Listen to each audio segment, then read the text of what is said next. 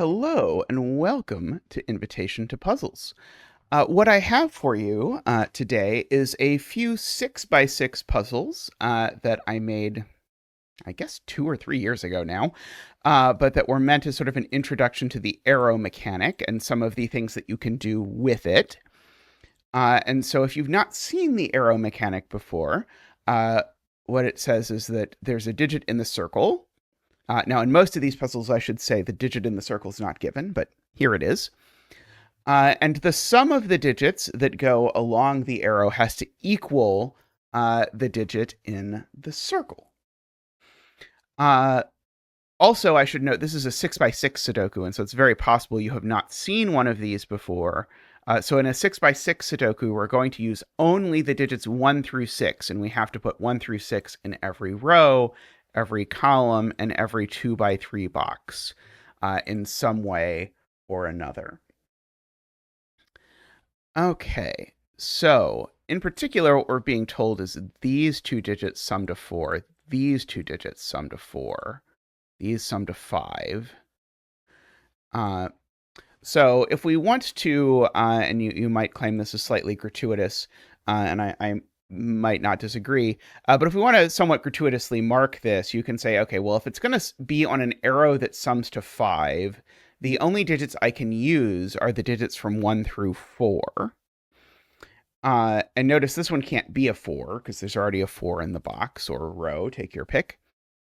But notice, because these two have to sum to 5, as soon as I know that can't be a 4, I also know this can't be a 1, because 4 plus 1 is 5. Okay, and remember, what these center marks here are telling us is exactly that this cell can only be 1, 2, or 3. Those are the only options. It can't be 4, 5, or 6. And this is 2, 3, or 4. It can't be 1, and it can't be 5 or 6. That's what this is saying. Okay. Similarly, for these 2, 4 arrows, these are also going to be from 1, 2, 3. Okay, do note it's okay to repeat a digit on an arrow. So it might be the case that this is 2 plus 2 is 4. Now, you can't repeat a digit on an arrow if it would break Sudoku, but since that cell and that cell are in different rows, columns, and boxes, it's totally okay to repeat those. So that's why I have 1, 2, and 3 here as my options. Okay. And once you do that, you can notice we have this 1, 2, 3 triple. So just to remind you, what does that mean? It means these are 3 cells which take their value from 1, 2, and 3. And so that means they ultimately have to be the 1, 2, and 3 for the row. Now, they could be in, it looks like 6 different orders, give or take. So I don't know which is the 1, which is the 2, and which is the 3, but I do know that these 3 cells speak for the 1, 2, and 3 in the row. So in other words, these 2 cells can't be 1, 2, or 3 because of the triple. And they can't be 4 either. So these 2 cells are actually a 5, 6 pair. And this cell here is not a 6. So that's a 5 and that's a 6. Right. Now, quite often it's the high digits that are most quickly interesting in an arrow puzzle because you can't put them on arrows very easily. So asking yourself where the 4, the 5, and the 6 go is quite often going to be helpful. Okay. Now, speaking of that, you might notice we have 2 given 5s. If you asked where 5 goes in column 2, then you actually know the answer because I can't put the 5 there. Just by regular Sudoku, it needs to go in one of these 2 cells. But it can't go there because I would need to make this a 0, which I don't have. So in fact, you can even place that 5 over there. Okay, so if you want to do that sort of thing, you can also look at this 6 and say this 6 looks over here. It can't be either of those. We've already marked it. So the 6 in this box has to go there. Remember, that's a hidden single is what I'm describing there. I'm saying the only cell in this box that can be a 6 is that one, so that has to be a 6. And we can continue chasing this. So this 6 we can chase up into this box. None of those cells can be 6, so that's a 6. Let's see. We can look at where the 5 goes in this box. 5 looks over, 5 looks down. So that cell is the 5. Let's see. Can we continue about this? So I'll note anywhere we have 4, 5, and 6, if you want, you can mark that, say, the remainder of cells in this column are 1, 2, and 3. And that's a 1, 2, 3. In fact, actually, this whole column, those are 1, 2, and 3. If you want to keep track of that sort of thing. Oh, there's one more 5, by the way, and it goes there. I didn't mark that. So that's the last 5. And once we've marked that last 5, we can start cleaning up 6s, actually, because in this box now, notice the 6 can only go here, which looks over into this box where the 6 can now only go here. And so we've, in fact, gotten all of our 6s out of the way as well. Now, within this box, we have the 4, 5, and 6. So these are 1, 2, and 3. Oops, not like that. And that maybe lays bare for you the 4 in this column is actually placed. And you could have seen that otherwise, but it's not something you usually scan for. You don't usually just scan for random digits in random columns. But when you see this 1, 2, 3 triple and this 5 and 6, it tells you that this digit's definitely a 4. Okay, and so whenever you have all but one digit along an arrow, you can probably find the last one. So 4 plus what is 6? We do a little bit of a math. And so that is a 2. These are a 1, 3 pair. If this is a 1 or a 3, the 1 here in order to add to 5 would go with a 4. The 3 here to add to 5 would go with a 2. So this is 2 or 4. I know one of those 2 is certainly 4. And one of those 2 certainly 4. What else can we say? It's all about 4s now. Where does 4 go in box 3 is the question. And so 4 in box 3, now if I look over and look at that, the 4 goes there, which actually goes ahead and makes that a 1.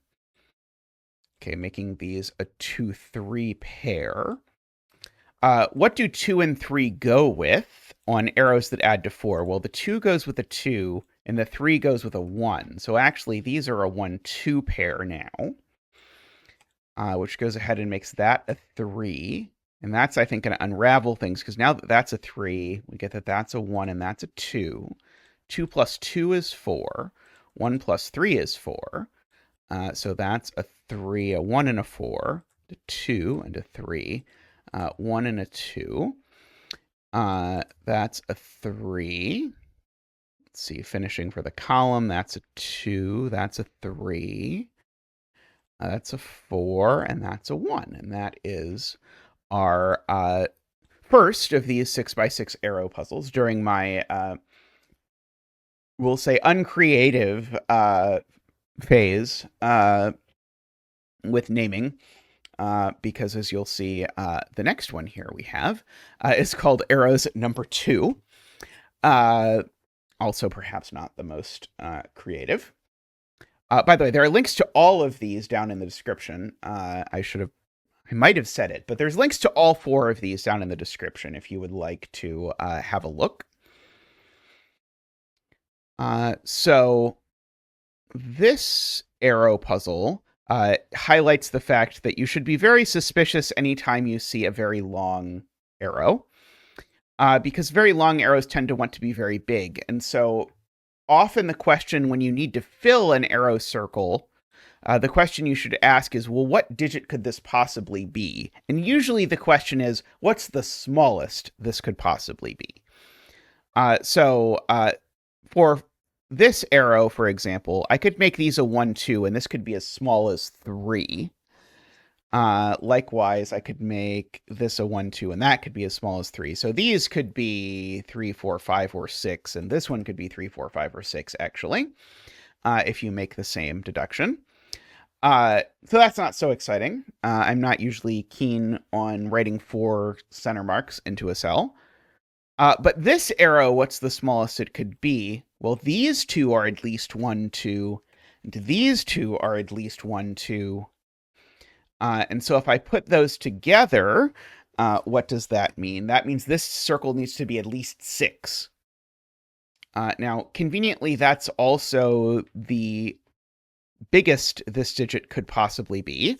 And so this has to be a 6.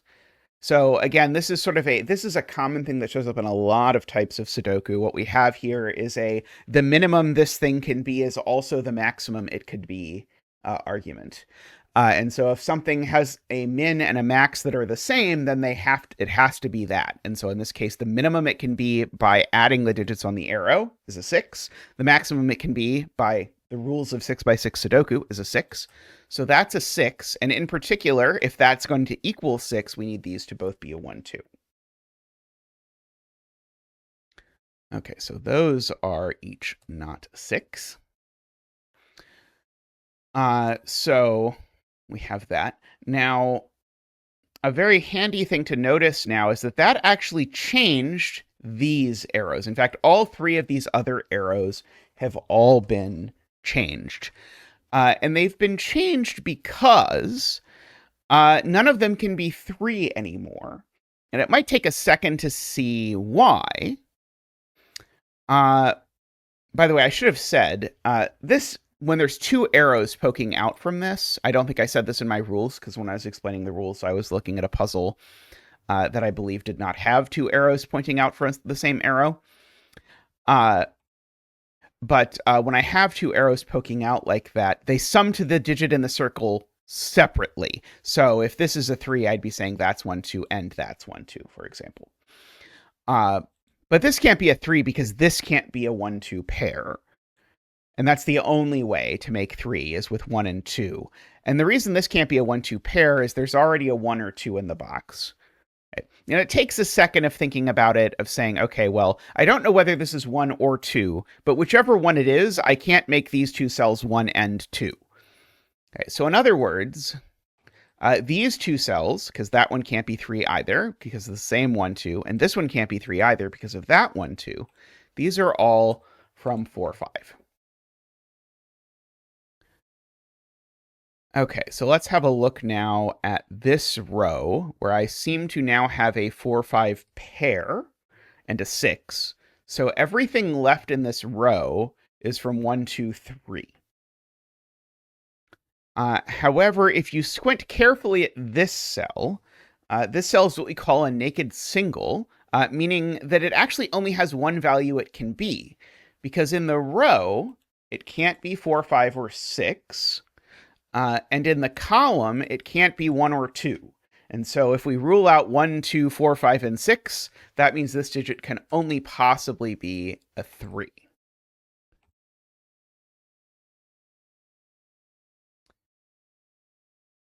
Okay, that 3 gives us a piece of information about this that's not sort of... it's not obvious until you think about it, which is, if this were 4, what digits would go on the arrow? And so you might think, well, they'd be from 1, 2, 3. They wouldn't be 3, so they'd be 1, 2, but those don't add to 4. And so the fact that sort of is coming up here is actually the only way to make 4 and 2 digits, if those 2 digits have to be different, which they do here, is for them to be 1 and 3. But these can't be 1 and 3 because of that 3 there. Okay. Notice in the previous puzzle, we did have an arrow that was 4 is 2 plus 2. That's totally fine with the arrow rules, but it would not be fine with the Sudoku rules to put 2 2s in this column. Okay, so what I'm saying is that has to be the 5, and therefore that has to be the 4. And now actually we can do both of these arrows, at least roughly. This one needs to add to 5. But if I put a 2 here, that would need to be a 3, and I still can't put a second 3 in the box. So that would need to be a 1 with a 4, which makes that a 2 by Sudoku. And we just worked out that the only way you can actually make 4 is as 1 and 3. And so if I have 1 plus 3 here, that's a 1-3 pair. They're 1 and 3 in some order, so therefore that's a 2, which comes down and makes that digit a 1. And now having placed a 1 here in this box, that actually has a pretty profound impact on this arrow, because now this arrow, what's its minimum sum now? So before I said it could be as small as 4 because it could have been 1 and 3. Well, it can't be that anymore. Now the absolute minimum I can make these are 2 and 3 because there's already a 1 in the box. But 2 plus 3 is 5, so actually this is now minimum 5 and maximum 5. And so these need to be 2 and 3, and that 2 tells us that that's the 3 and that's the 2.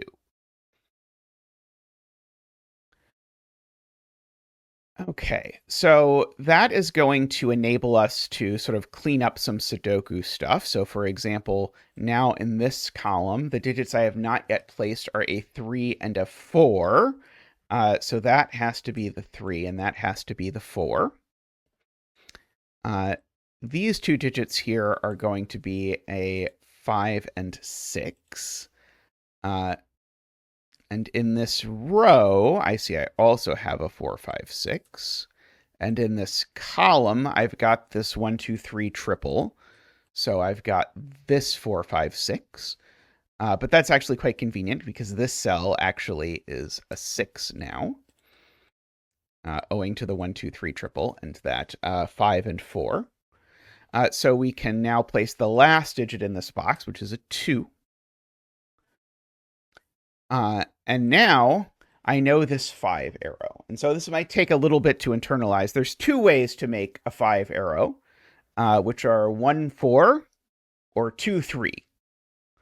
Well, this one isn't 2, 3 because there's a 2 up there. So therefore this needs to be 1, 4. And we know the order because of that 4. So that's going to give us a bunch of additional Sudokuage floating around down there. And now we hopefully can finish this up with just Sudoku. This column is missing a 3. Box is missing a 2. This box is missing a 6 and a 4. This column is missing a 5 and a 1. Row is missing a 6 and a 3. And there we go. Okay. Let's have a look. Actually, we're going to do this one next. This one is the hardest. Let's do this.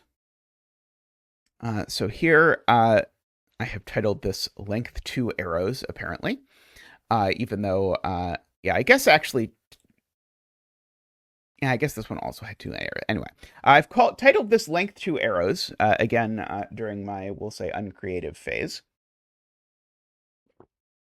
And this puzzle has 2 given 1s that look at arrows. And you should definitely pay attention anytime you have given digits, especially given 1s, that look at arrow cells, because it makes these cells be bigger than they otherwise would have to be. Namely, these are minimum 2 plus 3. These are minimum 2 plus 3. That makes each of these minimum 5. Which actually, if you look at it, makes that be a 5, 6 pair. And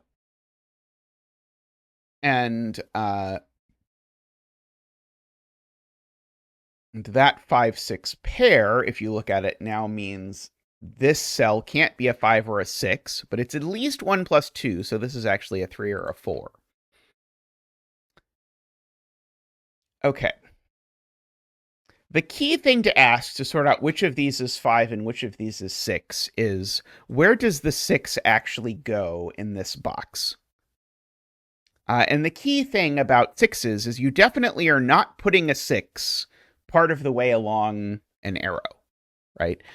This would be 6. I mean, this arrow would actually sum to at least 8 if I put a 6 here, because it would be at least 6 plus 2. This one would certainly be too big, but any arrow, I should say, I suppose, any arrow of length 2 at least, if you put a 6 on it, will already be way too big.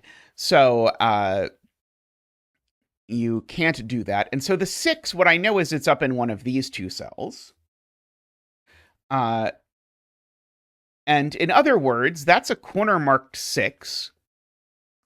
And you could either, depending on your political preferences, you can either sort out which of these two is the 6 by noticing you have a 5-6 pair in the row, so it's not that one.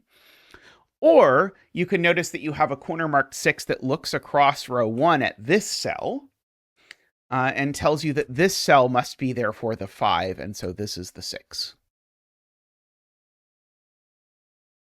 Okay.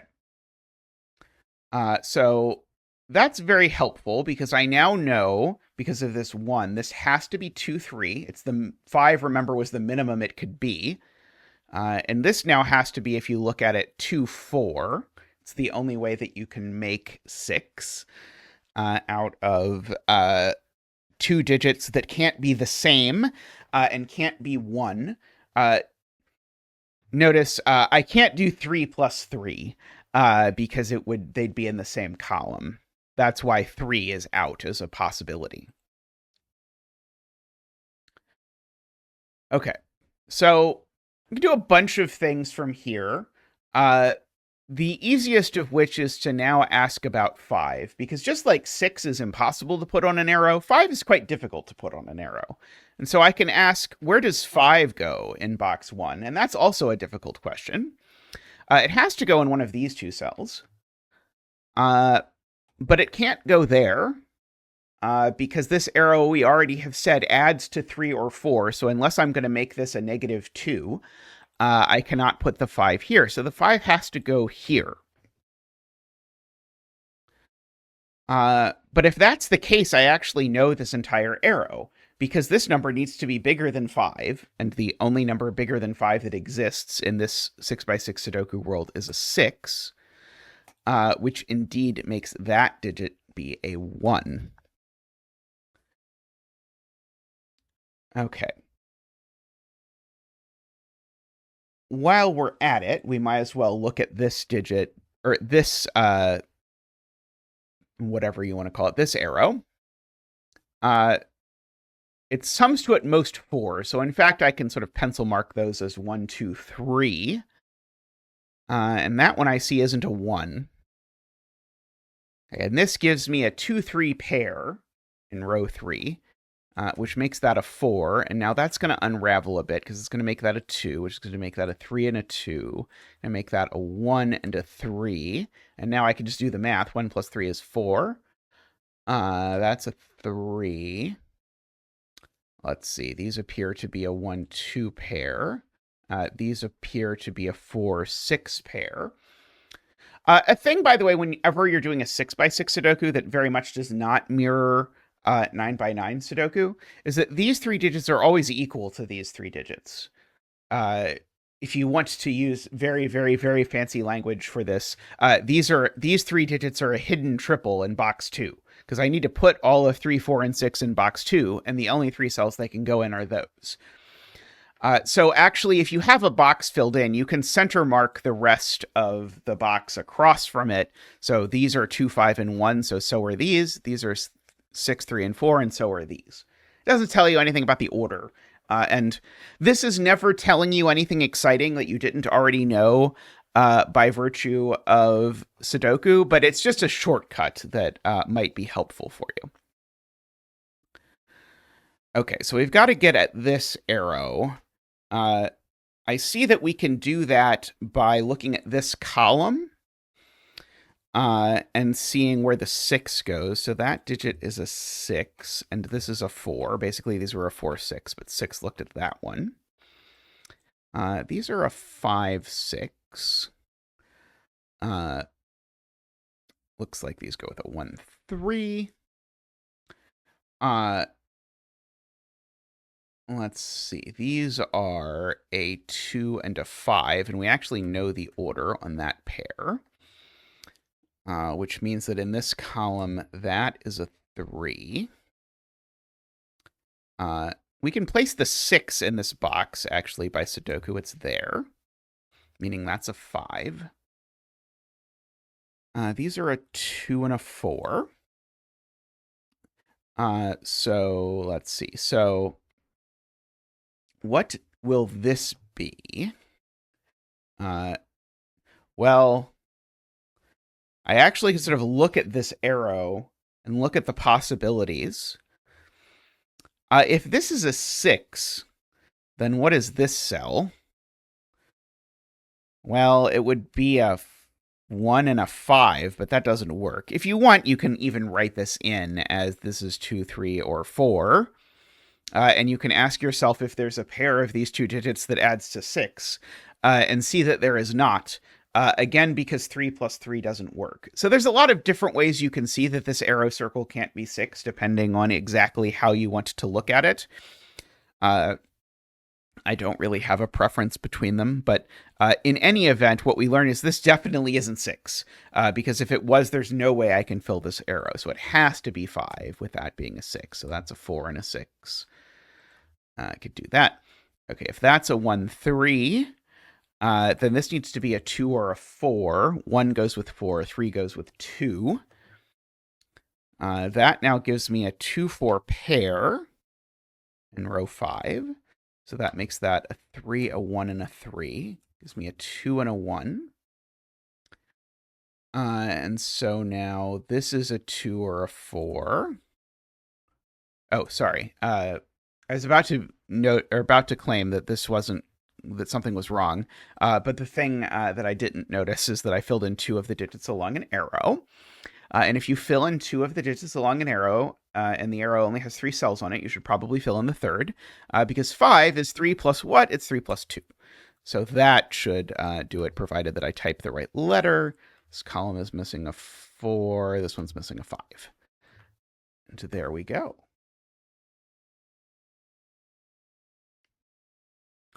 Okay, and next we have this puzzle, and the last for today. This is Arrows 3. So this puzzle is designed to teach you a trick involving how do you handle it when there's lots and lots of arrows floating around at the same time. Okay. So let me show you how you might do this in a way that I would consider somewhat painful. And then I'll try and show you the way to do this in a way that is not, I think, that painful. Namely, if I consider just this arrow, it at first might appear that this could be a 3 with a 1, 2 here. That's not actually possible, and I'll give you 2 different reasons why. One is that this would also have to be a 1, 2, and that would be 3 1, 2s in the box. But the one that's maybe more relevant to what I'm trying to show you in this puzzle is that these would be a minimum of 4, 5, 1, or actually even 4, 5, 4 if you want, which is 13. 13 is, spoiler, too big to put in this cell. And so we can't do that. So actually, this can't be 3. You could ask, okay, could it be 4? And so if it were 4, these would have to be 1, 3. That actually works as far as this arrow. This arrow could be 2, 2, so we don't get that. But if I now look at the minimum of this, it's 2, 5 plus 2, which is 9. That's still too big. And so you can somewhat painfully convince yourself that this arrow actually could only possibly be 5 or 6. It can't really be anything else. But it's a little bit sort of case checky, and it's ultimately having to do with the fact that if this arrow is small, it makes this arrow big, basically. And the same is actually true the other direction. If this arrow is small, it's going to make that arrow big. And it's a little bit annoying to do these two sort of separately and keep that in mind. But here's the trick. If you ever want to sort of think about the interaction between two arrows, the best way to do that is to batch all of these together. And if you do that, you can think about the fact that both of these arrows, their sum together is the same as the sum of these two cells. So basically what I've done is I've said, well, this purple cell is the sum of these two yellows. This purple cell is the sum of these three yellows. And therefore, these 5 yellow cells, they sum to these 2 purple cells. Okay. And that seems like a weird thing to want to do. Like, how does that make it better? But the reason why it makes it better is I can now better contemplate what the minimum value of the yellow cells is. What is the minimum sum? Because now I can take into account that I can only put 1 1 in these cells. Whereas before, what I was doing was I was saying, well, if this is a 3, there's a 1 here, and it takes 1 off these. And I guess if this is a 4, there's a 1 here, and it takes 1 off these, and so on, sort of running through this sort of complicated argument. Instead, I can just think about what's the minimum of these. It would be 1, 2, 3, 4, which you will learn adds to 10. And that, I suppose, could still be a 1, right? So that would make the minimum of these cells 11. Now, by a stroke of fate, the maximum that these cells can be is 5 plus 6, which is also 11. Okay. And so you'll see Sudoku setters will do this a lot. They'll come up with some weird way of arranging a bunch of arrows or whatever it is, just to rig it so that there's some sort of minimum that is equal to the maximum, because it forces now that these are 5, 6, with these being 1, 2, 3, 4, and this has to be the 1. Right? Because in our minimum, when we got 11, we made these 1, 2, 3, 4 plus 1. And that makes this all go round. Okay, so that is the sort of the initial step here, is to think about these two together and realize that actually we have this this structure over here like this. Okay, and that is a thing you can do anytime. Basically, the hint is anytime you're asking yourself, what is happening when I fill in this arrow in this way to this other arrow? That is a hint that maybe you should actually combine the arrows together like we did here. Okay, so now we have to go back to our regular arrow stuff. And so I think the thing to think about is these two cells. Namely, the question I like to ask is, do they have to have the smallest possible digit in them? So the smallest possible digit is 2, because the 1's in the box. If they didn't have a 2, well, then they would be 3 and 4, and those add to 7. 7 is too many. So they do have to have a 2, which then means there is no 2 over here.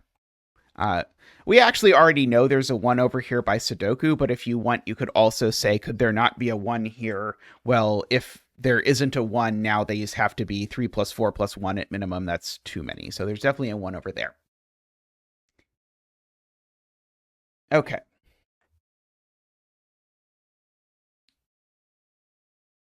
What is now this cell going to be? Well, it's not a 1 or a 2, so it's at least a 3. How much bigger than 3 could it possibly be? Not a lot bigger, actually.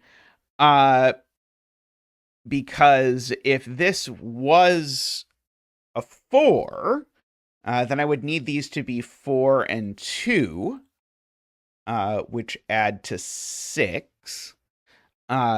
But I can't do any better than that. This can't possibly be a 5, because if this is a 5, then this needs to be a 1 in order to not blow the bank, and it can't be. So this is a 3 or 4. Note it can't be a 2, because if it was a 2, well, then I couldn't have my requisite 2 up here. And so just to write that in, that means this is the other 5, 6 for this box. And if you like this sort of thing, some people like it, some people hate it. That 5, 6 is that 5, 6. Because this 5, 6 has to go somewhere in this box, and it doesn't have anywhere else it can go. Okay. Oh, right, sorry. I should fill in now that, therefore, this cell is 2 or 3, right? Because this 3, 4, if I'm adding to 5 or 6, I need to add a 2 or a 3. I don't have any other options. Okay, so now we have to disentangle what's happening with this arrow.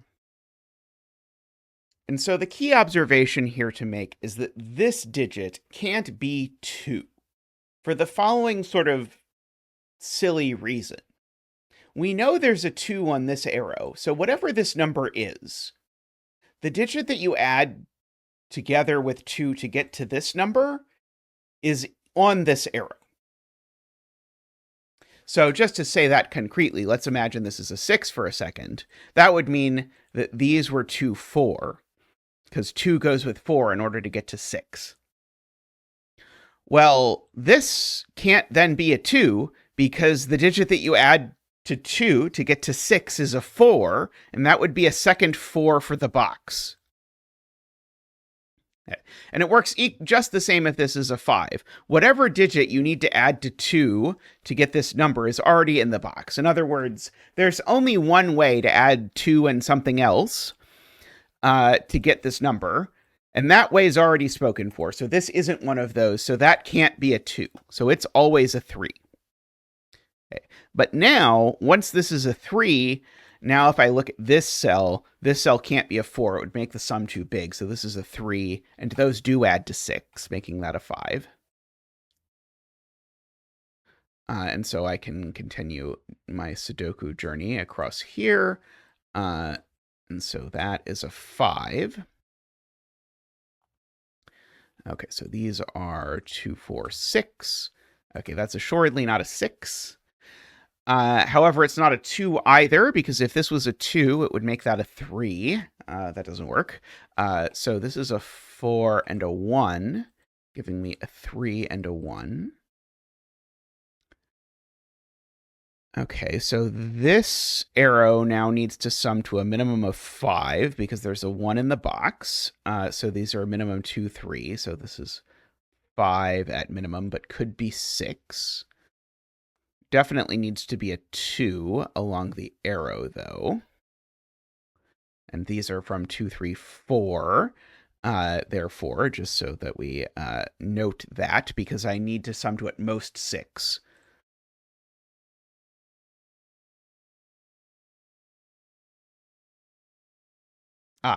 In fact, actually, it would be nicest for me if I actually asked a Sudoku question, which is the Sudoku question, where does 5 go in this box? Well, by Sudoku now, it has to go there, right? Because I'm certainly not putting a 5 on this arrow, given that that's a 1. So that's a 5, which means these need to be 2, 3 in that order. Got a 6 and a 2. Okay, I know one of these two is 6. Let's actually write this. Well, let's think about what this can be. These definitely need to have a 1 on them, because if they don't have a 1, they're minimum 4 or 5 now, which is 9. So one of these is 1, and we can either combine a 1 with a 4 for 5, or we can combine a 1 with a 5 for 6. Okay, that's not a 5. So this is always going to be 5 or 6.